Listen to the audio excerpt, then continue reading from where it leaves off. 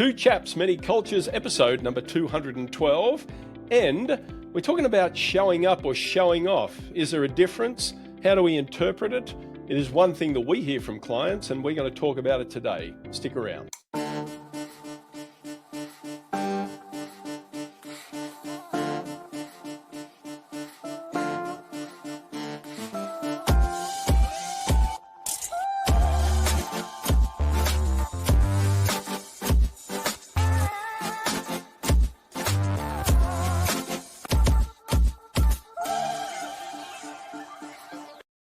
Welcome back. Yes, Two Chaps, Many Cultures, episode 212. And tell me, my good friend, are you a show-off? Sometimes. Are you? No.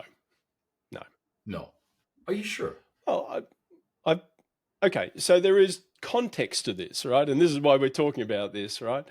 Of course, I have a background in music, and when I have been seen to be on stage and I must turn into this other person or something, and I jump around and I sing and I shout and I scream, and then I get off the stage and I meet somebody who doesn't know me from any other context but what they see on the stage, they often say that, oh, you're a different person. You know, you're not as outgoing. So I don't know, maybe it's a character we play, but this is an interesting question. And as I said, we often get talked or asked about this by clients.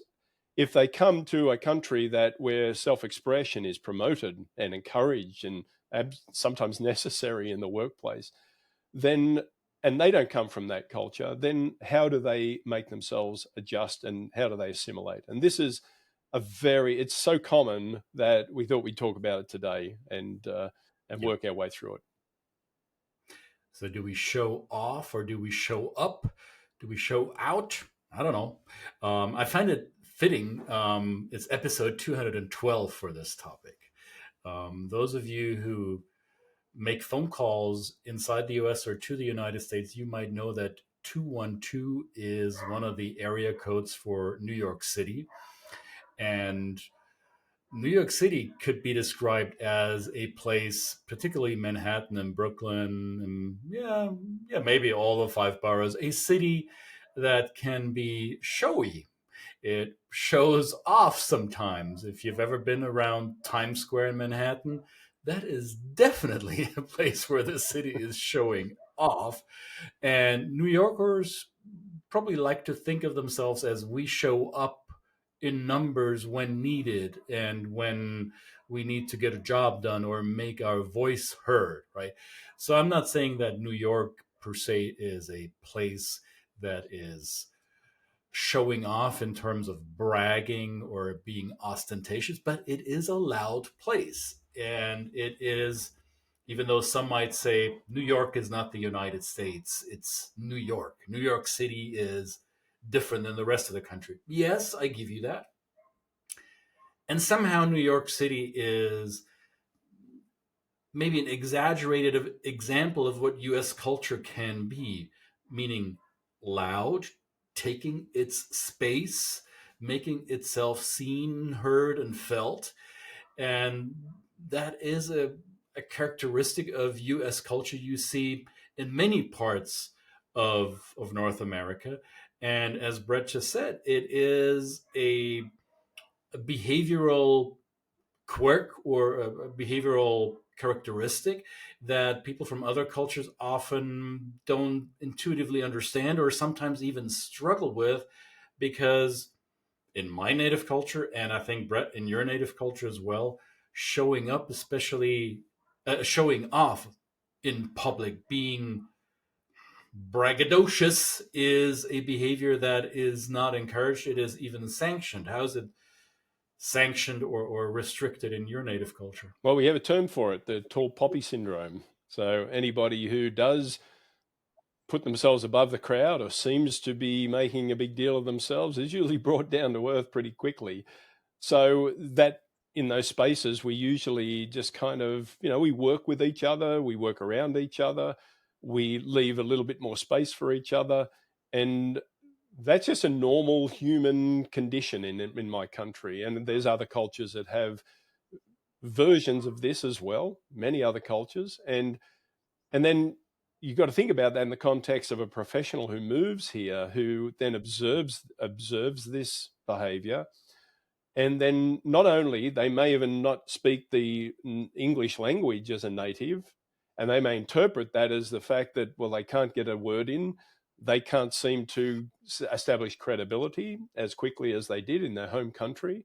That trust and loyalty and that they are used to in their home country takes much more time to establish, if at all, because they never really seem to be able to show up. What they're used to doing is just showing up in the environment by their work speaking for itself, and their knowledge and their skills and their education being brought to the fore.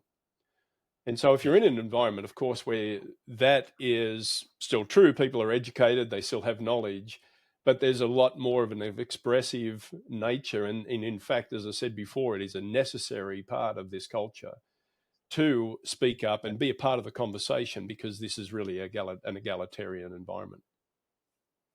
There's so many behavioral dimensions play into this, whether we show up or show off or show ourselves or not. You mentioned the tall poppy syndrome or tall poppy metaphor in Australia. In Germany, where I'm from, we say bloß nicht aus der Reihe tanzen, just don't dance outside of the line, stay with. And the phrase is interesting. It's not don't step out of line, it's don't dance out of line, because dancing would be frivolous, right? So if you're staying in line in your queue, then you're respecting the interest of the group. And the collectivist versus individualist cultural dimension plays a part in this, right? Many cultures around the world define identity as being part of a group. Sub-Saharan African traditions often describe it as Ubuntu. I am who I am because I'm part of you, of the group that I belong to, and you, the group, are who you are because I'm part of your group. So that is a sense of belonging identity, right? I, as an individual, am no more important than the other members of the group to which I belong or which I identify with. Whereas in more independent, individualistic cultures, the sense of self is very often stronger than the sense of the group, right? So it is perfectly okay to be alone for a second, to put your own personal individual desires, wishes, interests front and center. And for outsiders or newcomers to this environment, this can be irritating, to say the least. I do, and both Brett and I, we do a lot of cultural training for people who move around the world, move across political and cultural borders for work, life, love.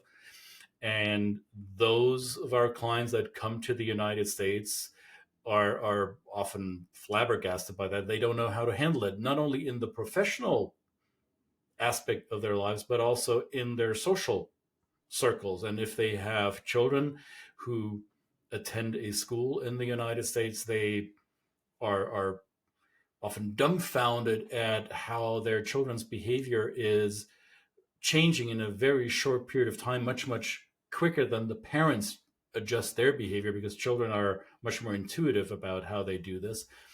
And I usually mention to incoming expatriates, US inbound expatriates, I mention to them, hey, if you have children, they go to a kindergarten, a preschool, an elementary school, they will be experiencing an exercise that is called show. There you go. Show and tell. And those of you watching this in the US, you will say, well, what's the news about that? How is this special, Christian? Well, it is special because outside the US, I am not aware of a lot of school systems who do that. It might exist elsewhere in the world where I have no experience, but let us know if your children or you yourself have experienced something like show and tell outside the United States. I'd be curious to learn. But it's an activity that was completely new to me as a parent and to many other cultures around the world, this show and tell concept where children are asked to step in front of the group in a room, facilitated usually by an educator, by a teacher, and the individual student is asked to stand or sit or appear in front of the rest of the group to talk about themselves, something that matters to them or something that's of interest to them and therefore should be interesting to the rest of the group. So they learn, it's a rewarded behavior, they learn at a fairly young age the idea of centering oneself before others in an attempt to draw attention to oneself, and doing so in a, well, not necessarily braggadocious, showing off type of way, but in a way that teaches the young person it's okay and very likely important in your future life that you know how to express your thoughts, feelings, ideas, opinions in front of other people. Make yourself seen, heard, and felt, because this is something that you will need later in life in US society. In other cultures, this is a behavior that is actually sanctioned. That is something that we don't want, like tall poppy, don't dance out of line, or whatever other metaphor your language, your culture is using, because that would be against the interest of a group. I find it highly fascinating and interesting how elementary age kids or younger kindergartners are quickly adjusting to that, and their parents often want to pull their hair out and think, what is happening to my child? I'm sure you had similar experiences with your daughter, Brett. Well, pulling my hair out? Is this what you're Yeah, talking about? that too. That's the result, right? Yeah, okay. Well, certainly I had this experience just this week. My daughter was asked to do a presentation on herself, a whole collage of things. And There she you go. said, Daddy, I'm putting together these things on this sheet so I can tell everybody. And she's not, I can imagine that for kids coming to school for a first time, but this is a school that she's almost about to end her time in the middle school. So people kind of know who she is, but we're still in this mode of getting that. And as you say, Christian, one of the tangible outcomes of that is when people come here and also find that their resume may not be as robust, their bio may not reflect exactly what a US potential employer might want to see. So we've often got comments on that. I've given it to somebody in this country that has written it in Americanese in terms of its structure, and they go, I wouldn't put half of the things on that thing that if I was back home, but if it works here, then it works here, and it is, as we say, it is necessary. So again, it's this tension that we feel, and of course, there's many dimensions that come into play, and it's just one of those common things we get taught, asked about, but it's also something that comes out of the education system. So it's embedded in, and we talk about the history of the country when we talk about culture, and education is one of those. The evolution of education, what has become normalized in this education. We talked about in the last episode with Jason Patton about the structures, the patterns, the things that are put in place. And this is an example of that in the US, for example, where that becomes an expression as you get into the professional world. And you mentioned the resume, the CVs, right? And there are some idiosyncrasies. You would argue, well, okay, so if in the US showing off or showing myself in all possible ways to get attention and to make myself noticed, then I probably should use all the tools available to me. So it is confusing then to Europeans particularly that resumes in the United States will not have a photograph, a profile picture of you on it. Neither will it have your date of birth. It will also not include other elements of your personal identity. So you would argue, well, isn't that part of me showing off? No, but that is not part of a US CV, right? So in contradiction to the idea of showing off. However, then there are elements on CVs like, what have you done in terms of volunteering, charitable activities, which to a professional resume outside of the US may not be as important because it doesn't show your subject matter expertise. To a US employer, it shows that you have interest outside of your professional field and that you have been making yourself useful to the greater common good, which again might be counterintuitive to an outsider of the US who said, well, aren't you a bunch of egotistical show-offs? No, maybe they're not, right? So what you might perceive as braggadociousness, as showing off just for showing off's sake, may actually not be that. So perception and reality, there's layers to that. And that's why culture isn't just one thing, and it's nuanced, and you want to peel back the layers of that onion. Absolutely. Well, now that we've actually showed off by doing this episode and showed up. I just showed up because you told me. You showed up. Good. Well, maybe it's now time for us to do something else off. And we will get off. Using the stage vernacular, not the offensive vernacular. You two fellows, get off. You've had enough. We've had enough of you. So thank you, everybody. We'll be off. And thank you, everybody, for tuning in. Again, as always, subscribe. 2 different channels you've got to subscribe to.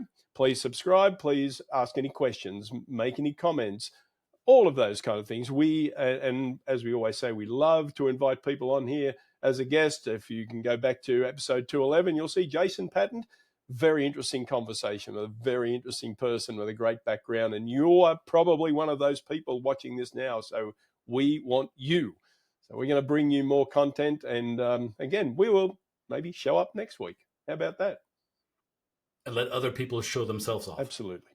There we go.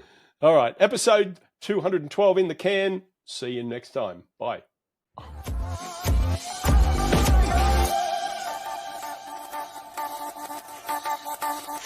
Ah!